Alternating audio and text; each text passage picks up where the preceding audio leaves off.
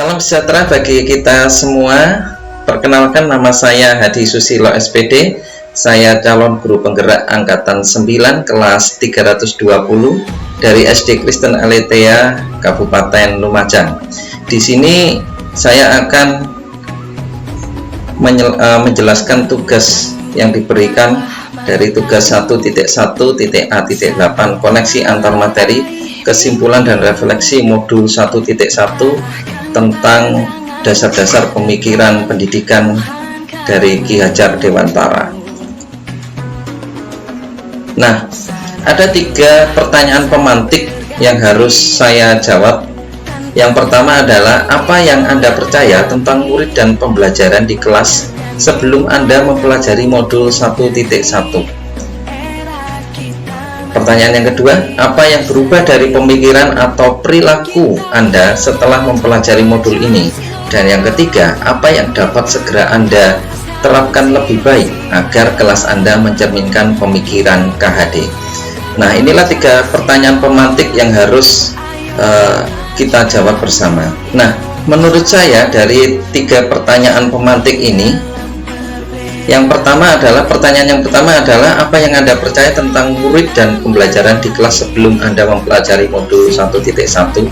Sebelum saya mempelajari modul 1.1 ini, yang sering saya lakukan di kelas itu adalah, yang pertama, pembelajaran hanya mengejar ketuntasan materi saja, sehingga kita tidak memikirkan apakah siswa yang lain itu sudah mampu menguasai atau belum, sehingga yang kita kejar hanya materi-materi itu harus selesai.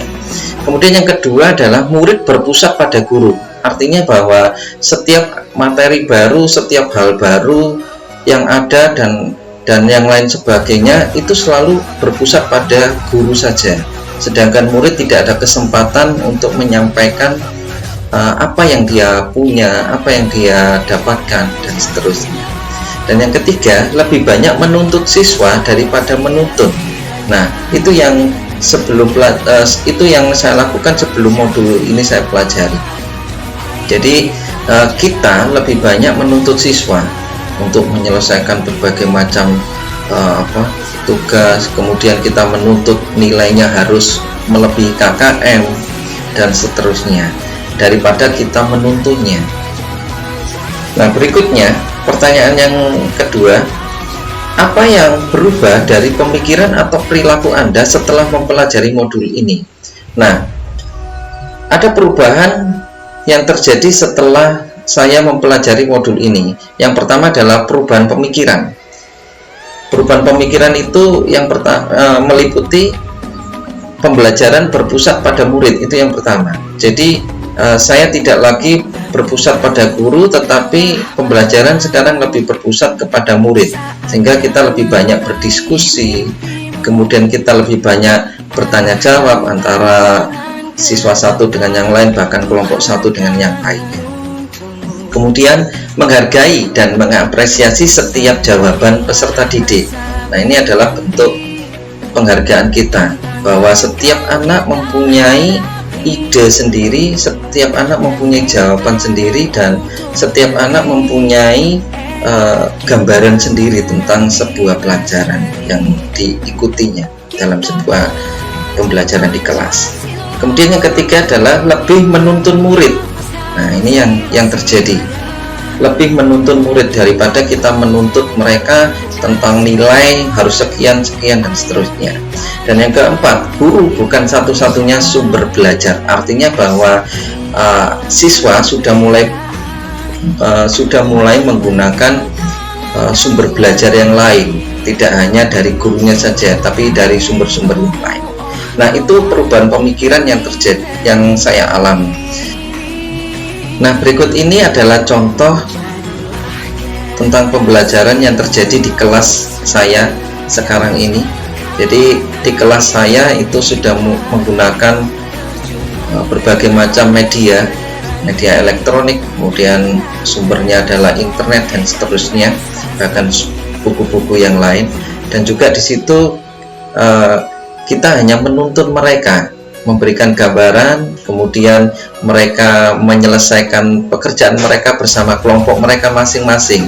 Dan di sini tugas kita adalah menuntun mereka untuk bisa menyelesaikan setiap pertanyaan atau jawaban atau persoalan yang diberikan kepada siswa-siswi kita. Nah, selanjutnya pertanyaan pemantik yang ketiga adalah apa yang dapat segera Anda terapkan lebih baik agar kelas Anda mencerminkan pemikiran KHD. Yang pertama adalah merancang pembelajaran yang interaktif dan komunikatif sesuai dengan karakteristik anak supaya pembelajaran lebih ceria dan menyenangkan. Yang kedua, pembelajaran mengutamakan aspek budi pekerti. Yang ketiga, pembelajaran disesuaikan dengan kodrat alam dan kodrat zaman.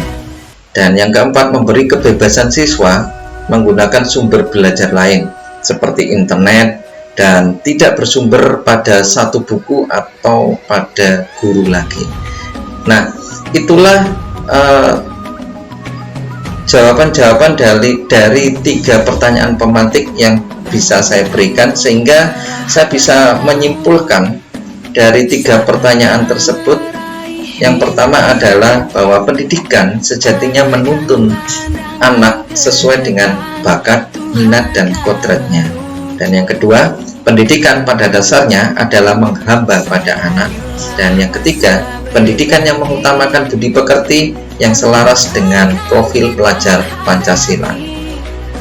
Demikian yang bisa saya sampaikan dari tugas modul 1.1 tentang kesimpulan dan refleksi mengenai dasar-dasar pemikiran pendidikan oleh Ki Hajar Dewantara. Semoga ini bermanfaat.